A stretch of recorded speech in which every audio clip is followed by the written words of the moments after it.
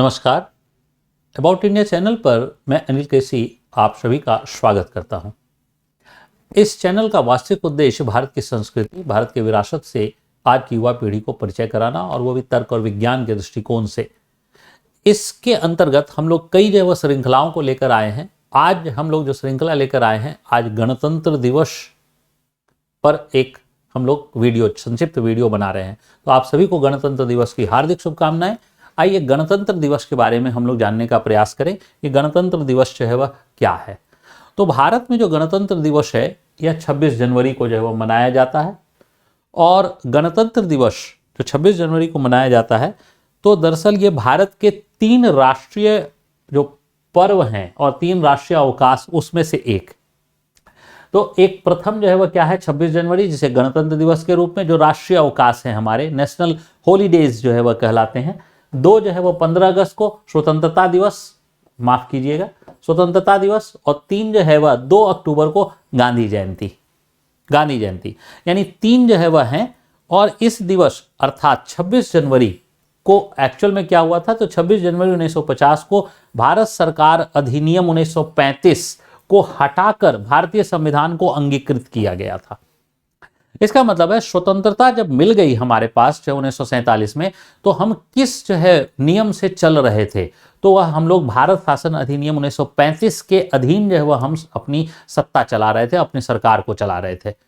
भारत शासन अधिनियम 1935 जो है वह ब्रिटिश सरकार ने जो है वह लागू किया था। और यह जो है वह साइमन कमीशन के रिकमेंडेशन से, यानी साइमन कमीशन ने 1930 में अपनी रिपोर्ट जो है वह दर्ज की थी। उस रिपोर्ट के आधार पर गोलमेज सम्मेलन जो है वह आयोजित किए गए थे। और उस साइमन कमीशन की रिपोर्ट, गोलमेज सम्मेलन के जो है वह मसौदे, चर्चे, और उनको मिलाकर जो है वह एक जो है वह भारत शासन अधिनियम 1935 बनाया गया था। और उसी भारत शासन अधिनियम को 1935 के बाद जो है से लेकर 1950 तक भारतीय जो है वह शासन व्यवस्था का आधार भारत शासन अधिनियम ही था।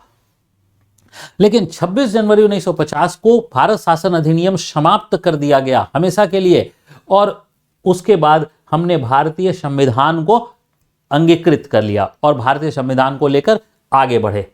हालांकि इस भारत शासन अधिनियम के कई प्रावधान जो है वह हमारे जो है वह भारतीय संविधान में हैं, आज भी हैं, लेकिन जो है वह यह ब्रिटिश सरकार के द्वारा बनाए गए थे। अब जो है वह भारतीयों के द्वारा बनाया गया, हमने जो है वह संविधान अंगीकृत किया। तो एक्चुअल में हमारा जो संविधान था वो 26 नवंबर 1949 को संविधान सभा के जो अध्यक्ष थे डॉक्टर राजेंद्र प्रसाद, उनको जो है वह समर्पित कर दिया गया था। यही कारण है कि 26 नवंबर को हम लोग संविधान दिवस मनाते हैं आज भी, क्योंकि उस दिन जो है वह संविधान सभा के अध्यक्ष को बना हुआ संविधान जो है वह दे दिया गया था।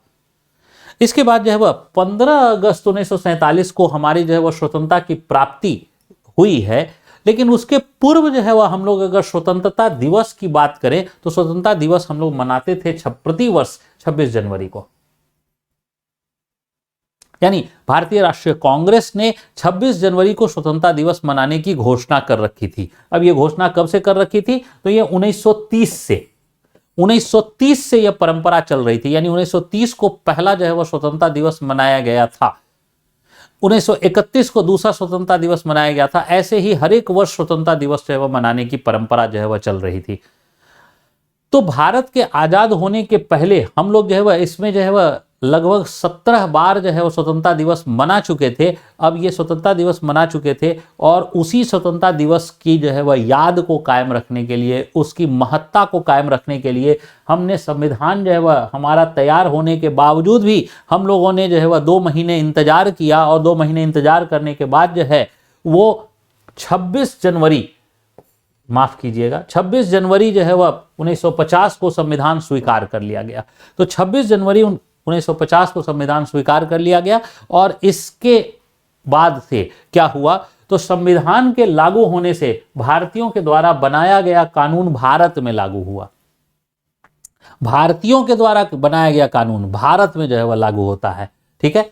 अब चूंकि संविधान जो है वह भारत की आम जनता ने स्वीकार किया है, जो प्रस्तावना में भी लिखित है, हम लोग देखने का प्रयास करते हैं तो देखिएगा कि हम भारत के लोग, भारतीय संविधान की जो प्रस्तावना है वह क्या है, हम भारत के लोग, और हम इसे जो है वह अंगीकृत, अधिनियमित और आत्मर्पित करते हैं। यानी भारत के लोग ने बनाया और भारत के लोग ही संविधान को स्वीकार करते हैं। तो जब भारत के लोग संविधान स्वीकार करते हैं तो इसका मतलब है कि संविधान जो है वह आम जनता के द्वारा स्वीकार किया गया है, यह प्रस्तावना में लिखित है। संविधान के लागू होने से भारत का बनाया हुआ कानून भारत में लागू होता है। यही कारण है कि आम जनता का शासन अर्थात गणतंत्र की स्थापना जो है वह हो गई। गणतंत्र की स्थापना जो है वह हो गई। क्यों? क्योंकि आम लोगों ने कानून बनाया, गण यानी आम लोग, और उसके तंत्र की स्थापना यानी उसके सिस्टम की स्थापना हो गई। इसलिए अब इस दिवस को हम लोग क्या करते हैं, तो इस दिवस को जो है वह राष्ट्रपति द्वारा ध्वजारोहण जो है वह किया जाता है राजपथ, जिसे अब कर्तव्य पथ का नाम दिया गया है। बहुत ही अच्छा पॉजिटिव चेंज है। राजपथ से जो है वह कहीं ना कहीं हमें एक कॉलोनियल जो है वह मानसिकता जो है वह झलकती है कि हम यहाँ राज करने आए हैं। उसका नाम अगर कर्तव्य पथ रखा गया है तो बहुत ही अच्छा जो है वह रखा गया है। ये कर्तव्य पथ होना ही चाहिए। तो ये राष्ट्रपति ध्वजारोहण जो है वह करते हैं कर्तव्य पथ पर, और उसी कर्तव्य पथ के बाद जो है वह ध्वजारोहण के पश्चात भव्य परेड, झांकियां आदि जो है वह हमें परंपरा जो है वह हमने स्वीकार कर ली है। और साथ साथ इसमें हम किसी न किसी राष्ट्र के अतिथि को बुलाते हैं, जो हमारे मुख्य अतिथि होते हैं। कई बार कई राष्ट्रों के अतिथियों को एक साथ जो है वह आमंत्रित किया जाता है। और यह परंपरा हम लोग जो है वह, ताकि हम लोग अपने जो है वह संस्कृति की झलक को, अपनी शक्ति को, सबका प्रदर्शन जो, अपनी डिसिप्लिन के, अपने अनुशासन को, सबका प्रदर्शन जो है वह कर सके। तो ये जो है वह परेड है। परेड एक प्रकार से जो है वह अनुशासन और शक्ति और शौर्य का प्रदर्शन है। तो अनुशासन, शौर्य और शक्ति का प्रदर्शन जो है वह है। इनके माध्यम से देखिए हम लोग जो है वह अपनी वीरता, शौर्य को भी जो है वह प्रदर्शित कर रहे हैं, शक्ति को भी प्रदर्शित कर रहे हैं, और इसके माध्यम से अनुशासन को प्रदर्शित कर रहे हैं।